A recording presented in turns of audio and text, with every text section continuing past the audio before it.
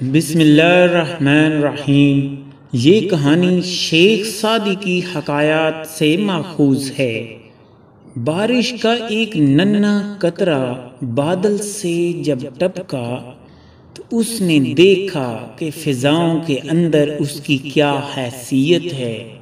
جب اس نے نیچے جھانکا تو اسے دور سمندر کی چوڑائی دیکھی تو شرمندہ ہوا اور دل ہی دل میں کہا کہ سمندر کے سامنے میری کیا حیثیت ہے، اس کے ہوتے ہوئے تو میں نہ ہونے کے برابر ہوں۔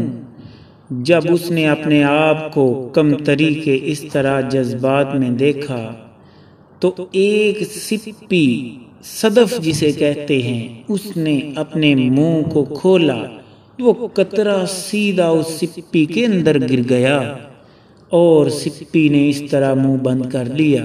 اسی طرح وہ کئی دنوں تک اس صدف کے اندر محفوظ رہا، اور جب پھر صدف نے منہ کھولا تو اس نے کیا دیکھا؟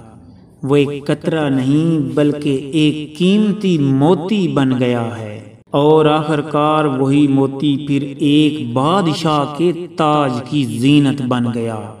جب اس نے خود کو بادشاہ کے تاج کی زینت بنا دیکھا تو بے اختیار بول اٹھا، بے شک خدا بے نیاز ہے، وہ کسی کو بھی زمین سے آسمان تک پہنچانے کی قدرت رکھتا ہے۔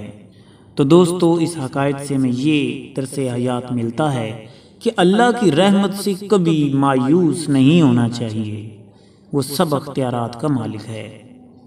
اگر آپ کو یہ ویڈیو پسند آئی ہے تو اسے لائک کر دیں۔ مزید ایسی ویڈیوز کو دیکھنے کے لیے ہمارے چینل کو سبسکرائب کر لیں۔ عرفان فانی کو اجازت دیجیے۔ اللہ حافظ۔